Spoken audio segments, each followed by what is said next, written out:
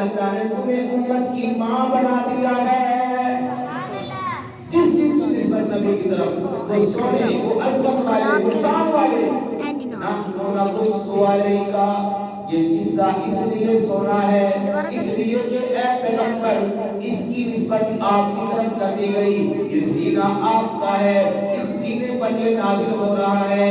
اے محبوب، دوسرے لفظوں میں کہنا چاہتا ہوں، قصہ تو ہم یوسف کا بیان کریں گے لیکن شان اور عظمت آپ کی بیان ہوگی۔ قصہ تو یوسف علیہ السلام کا بیان ہوگا لیکن شان اور عظمت آپ کی بیان ہوگی۔ نحن نقص علیک، یہ سینہ آپ کا ہے، قصہ یوسف کا ہے، لیکن اس میں اے محبوب آپ کو تسلی دی جائے گی۔ مکے والوں نے آپ کو ستایا، مکے والوں نے آپ کے راہوں میں کانٹے ڈالے، مکے والوں نے آپ کو تنگ کیا، اللہ اکبر، تم کو تکلیف دی۔ اے میرے محبوب، جس طرح مکے والے آپ سے حسد کرنے والے، اسی طرح آپ سے پہلے بھی نبی آئے جن کا نام حضرت یوسف علیہ السلام تھا، ان کو بھی ان کے بھائیوں نے حسد کے ساتھ ان کو اپنے والد سے دور کر دیا۔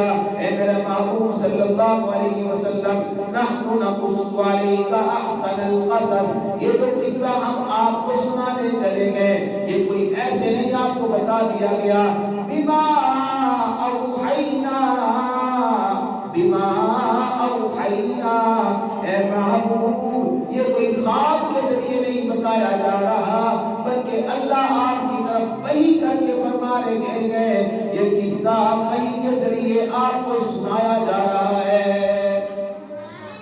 یہ قصے کا ابتدائی حصہ ہے کہ اللہ تعالیٰ نے اس قصے کو بیان کیوں فرمایا کہ مکے والوں نے آپ سے سوالات کیے، مکے والے اس لیے سے سوال کرتے کہ انہوں نے یہ دھیان رکھی تھی کہ آپ کو لاجواب کیا جائے گا۔ کچھ سوال کرنے والے ایسے بھی ہوتے ہیں نا، وہ اس لیے سوال کرتے ہیں کہ یہ جواب نہ دیتا ہم کہیں گے اس کو تو آتا ہی کچھ نہیں۔ یہ جواب کچھ لوگ امتحان کے لیے سوال کرتے ہیں، پوچھنے کے لیے نہیں۔ جب کوئی مسئلہ کو بتا دینا پھر کہتے نہیں جی یہ مسئلہ تو ایسے ہے، جب پتا تھا ایسے ہے تو پھر پوچھنے کی نوبت کیوں آئی گئی؟ تو میرے محترم بھائی دوستو، کچھ اس ذہن کے ساتھ بھی مسائل پوچھے جاتے ہیں کہ وہ پوچھنا نہیں ہوتا، امتحان ہوتا ہے۔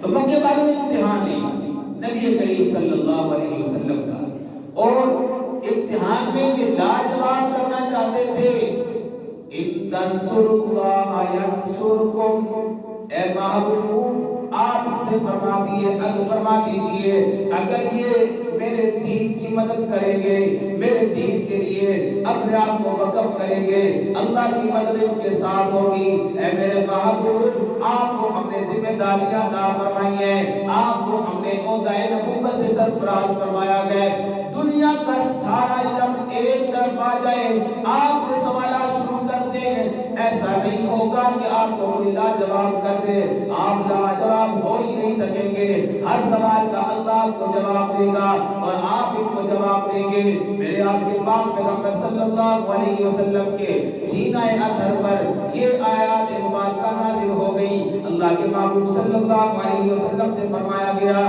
وَإِن كُنْتَ مِن قَبْلِهِ لَمِنَ الْغَافِلِينَ، اے میرے محبوب صلی اللہ علیہ وسلم اگرچہ اس سے پہلے آپ کو یہ قصہ معلوم نہیں تھا، آپ اس قصے کے بارے میں جانتے نہیں تھے، لَمِنَ الْغَافِلِينَ، آپ قرآن کا ترجمہ اٹھا کر دیکھیں، اپنا اٹھائیں کسی کا اٹھائیں، اس میں یہی لکھا ہوا ہے اگرچہ اس سے پہلے آپ واقف نہیں تھے، آپ کو علم نہیں تھا، علم وہی جو اللہ نے عطا فرما دیا، وہی کے ذریعے عطا فرمایا، خواب کے ذریعے عطا فرمایا، جتنا علم اللہ نے آپ کو عطا فرمایا اللہ اکبر، اس علم کے ذریعے سے میرے آپ کے محبوب صلی اللہ علیہ وسلم کائنات میں کسی موڑ پر ناکام نہیں ہو سکتے، بلکہ ہر سوال کا جواب دیا، فرما دیا اے میرے محبوب صلی اللہ علیہ وسلم ہم نے تو آپ کو روشن چراغ بنا کر بھیجا گیا، روشن چراغ اسے کہا جاتا ہے جس کی روشنی سے ہر ایک کو فائدہ پہنچ جائے، سورج کی روشنی سے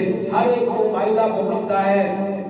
اسی طرح اے محبوب صلی اللہ علیہ وسلم آپ کے لائے ہوئے دین کی روشنی سے ہر ایک کو فائدہ حاصل ہوگا.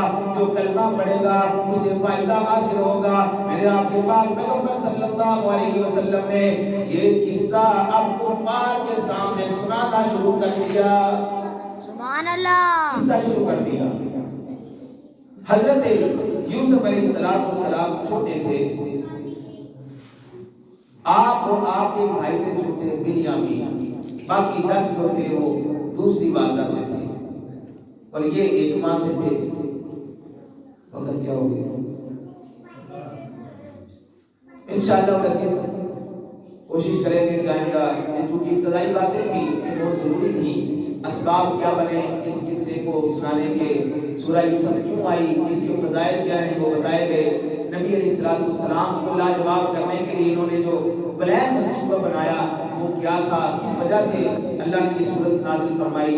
آئندہ انشاءاللہ العزیز یہ قصہ باقاعدہ شروع ہو جائے گا. رب کائنات سے دعا ہے اللہ رب العزت نے جس مقصد کے لیے قرآن کی جو منشا ہے اس منشا کے مطابق ہمیں اس قصے کو سمجھنے کی توفیق عطا فرمائے. اللہ رب العزت اس قصے کی برکت سے ہمارے عقائد کی اصلاح فرمائے اور عمل کی توفیق عطا فرمائے. واخر دعوانا الحمدللہ رب العالمین.